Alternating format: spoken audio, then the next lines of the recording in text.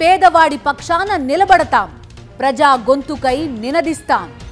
Voice of voiceless, తెలుగువారి మనస్సాక్షి సాక్షి TV. సాక్షి TV ప్రసారాల కోసం మీ స్థానిక కేబుల్ ఆపరేటర్ని వెంటనే సంప్రదించండి. ధర్మస్థలంలో ఏం జరుగుతుందండి? బేసికల్ గా మనం అందరికి తెలిసిందే, న్యూస్ లో మనం చూస్తున్నాం.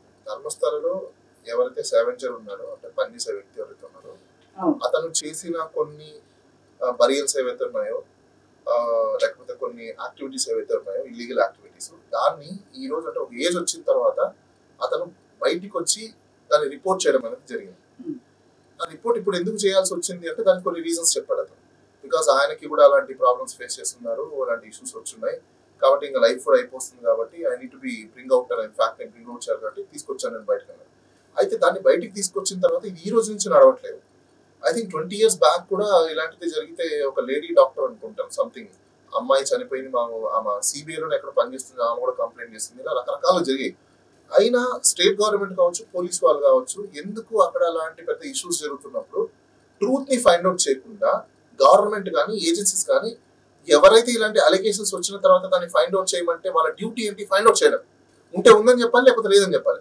అది కాకుండా వీళ్ళ మీద ప్రెజరైజ్ చేయాల్సినంత నెసెసిటీ ఎందుకు వస్తుంది అనేది మనం ఒకసారి చూసుకుంటే, పొలిటికల్ ప్రెషర్ వన్. ఈ పొలిటికల్ ప్రెషర్ ఎందుకు వస్తుంది అంటే ఆ పొలిటికల్ కి సంబంధించిన బ్యాక్ బిహైండ్ ఎవరైతే రియల్ కల్ప్రిట్ ఉంటారో ఆ కల్ప్రిట్ పవర్ఫుల్ మ్యాన్ అయింటాడు. ఈ పవర్ఫుల్ మ్యాన్ ఎలాంటి పవర్ఫుల్ మ్యాన్ అయింటాడంటే అక్కడ సోషల్ గా పొలిటికల్ గా ఇన్ఫ్లుయెన్స్ చేసే కెపాసిటీ వ్యక్తి అయి ఉంటాడు. కాబట్టి ఈ గవర్నమెంట్ ఎవరు చేంజెస్ జరుగుతున్నా ఏ గవర్నమెంట్ వచ్చినా అతనికి సపోర్ట్ చేయడం అనేది జరుగుతుంది. మనము ఇండిపెండెన్స్ వచ్చిందని మనం భావిస్తున్నాం. అసలు ఎక్కడ వచ్చిందండి ఇండిపెండెన్స్? ఈరోజు ధర్మస్థల ఎగ్జాంపుల్ తీసుకోండి.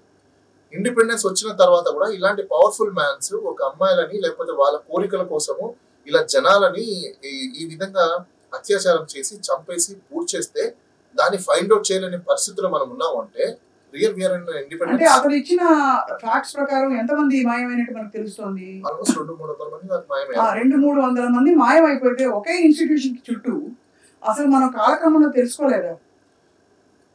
ఇప్పుడు మీరు రైట్ పాయింట్కి వచ్చారు. పవర్ఫుల్ మ్యాన్ కి ఒక ఎస్టేట్ ఉందనుకోండి సపోజ్. ఆ ఎస్టేట్ లో ఐఎమ్ ద సుపీరియర్. ఆ సుపీరియారిటీలో నేను ఏం చేస్తే అది right, right is right. Even some times మనం మూవీస్ లో చూస్తుంటాం కొన్ని ఎస్టేట్స్ కి పోలీస్ వాళ్ళు కూడా ఇంటర్ఫియరెన్స్ అవ్వలేరు. రైడ్ 2 అని ఒక సినిమా వచ్చింది రీసెంట్ గా.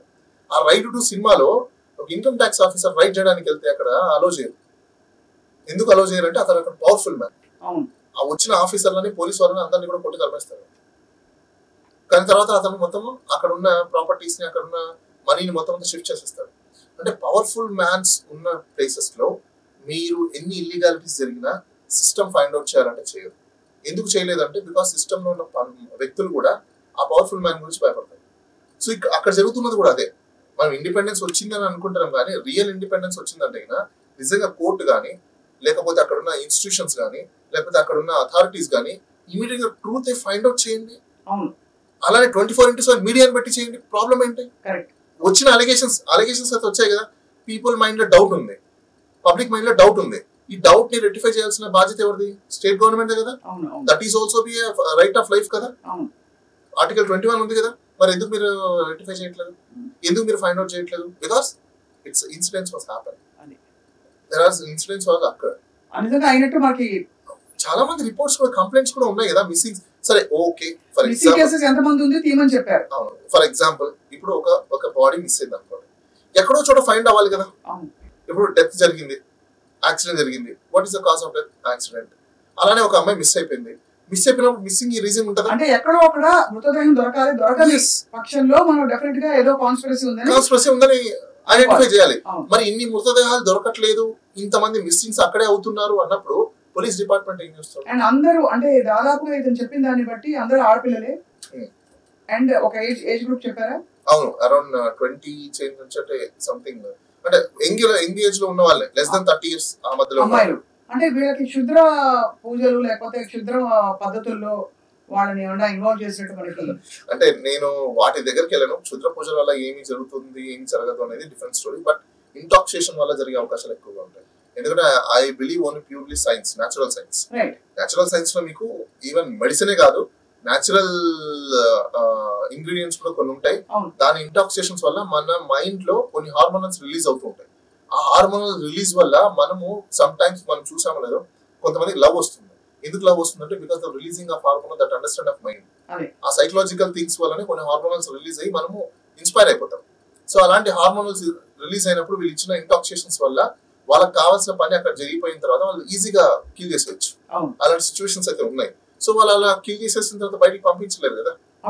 బయటికి వెళ్ళారనుకోండి ఈ ఇన్సిడెంట్ అనేది అక్కడ క్లియర్ గా కనపడుతుంది, కదులుతుంది. దెన్ అలాంటప్పుడు ప్రాబ్లం ఎవరికి? వాళ్ళకే కదా. సో డెఫినెట్ గా వాళ్ళని బరీ చేసేస్తారు. ఇందుకు ధర్మస్థలంలో ఏముంది చెప్పండి? ఐ డోంట్ నో, అది శివుడికి సంబంధించిన ప్లేసు. అది కాక ధర్మస్థలం అనేది చాలా మంది అది లైక్ మన ఛత్రాలు అంటారు చూసారా, అక్కడ వెళ్ళిన వాళ్ళు రెసిడెంట్స్ ఉండడము. ఇప్పుడు కొన్ని ప్లేసెస్ లో మనం ఛత్రాల్లో ఇదివరకు ఛత్రాల్లో ఉండేవాళ్ళు, దాన్ని డెవలప్ చేసినాక వాటిలో రూమ్స్ క్రియేట్ చేసి ఎవరైతే గుడి కోసం వస్తారో అక్కడ గుడి కోసం వచ్చే వాళ్ళు నివాసం ఉండడం చేయడం లైక్ హోటల్ లాగా. ఇలాంటి వెసులుబాట్లు మనకి ఇలాంటి ఫెసిలిటీస్ కూడా సౌకర్యాలు అనేక చోట్ల పుణ్యక్షేత్రాలు ఉన్నాయి, చాలా చోట్ల ఉన్నాయి. ధర్మస్థలంలో ఇది ఎందుకు జరుగుతుంది అంటే ధర్మస్థలంలో ఎందుకు జరిగిందంటే బేసిక్ గా చాలా గుడులు చాలా ప్రదేశాలలో గవర్నమెంట్ హ్యాండిల్ చేస్తుంది, కానీ ఇక్కడ ఒక ఇండివిజువల్ పర్సన్స్ యొక్క ఫ్యామిలీని హ్యాండిల్ చేస్తుంది. ఎందుకంటే వాళ్ళే ఆ గుడిని ఎప్పటి నుంచో కంటిన్యూ చేస్తున్నారు కాబట్టి అది వాళ్ళ అంటర్లోనే ఉంది. అందుకనేసి అక్కడ జరిగే అవకాశాలు ఎక్కువ ఉంటాయి. ఒకవేళ ఇది గనక ప్రూవ్ అయితే doctor Bala, who is going to be implicated? అసలు ఎవరి బాధ్యత? ఎవరైతే మెయిన్ కల్ప్రిట్ పర్సన్ అయితే ఉన్నారో మేనేజ్మెంట్ లో pyramid, definitely he will be implicated. And what are the chances? మనకి ఎందుకంటే మనకి చాలా సెన్సిటివ్ ఇష్యూ ధర్మం అనేది. అఫ్ కోర్స్ ఇది పుణ్యక్షేత్రంలో జరిగిన అధర్మం జరిగినప్పుడు దాన్ని ప్రశ్నించాల్సిన అంటే అవసరం తప్పకుండా ఉంది మనందరికి. ఇది ధర్మంతో సంబంధం లేకుండా ఇది ఒక క్రిమినల్ క్రైమ్ ఇన్సిడెంట్ గా దీన్ని చూడాలి. సో దీనికి మరి ఎలాంటి ఎవిడెన్సెస్ కోసం ఎదుగుతుంది ఇప్పుడు అంటే ఒకటి, ఇప్పుడు ఆ వ్యక్తి చెప్పిన విధంగా సపోజ్ ఎక్కడైనా బాడీ ఐడెంటిఫికేషన్స్ దొరకడం, లేకపోతే బోన్స్ కానీ లేకపోతే గడబెస్ దొరకడం కానీ ఇలాంటివి ఏమైనా జరిగాయి అనుకోండి, దట్ లీడ్స్ అతను is not implied at all, అంటే going to be implicated. He is a whistle blower కదా.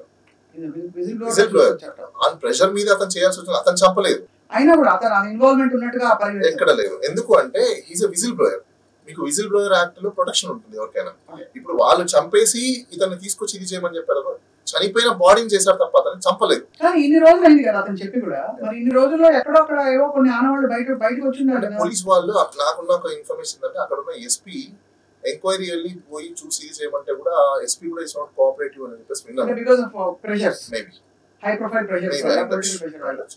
ఇలాంటి సెన్సిటివ్ కేసెస్ లో నాకు తెలిసి స్టేట్ పోలీసులు ఇప్పుడు ఎంక్వైరీ చేయకూడదు. సిబిఐ నాట్ సిబిఐ, మరి ఇంకోటి కూడా గుర్తుపెట్టుకోండి, సిబిఐ కూడా కాదు.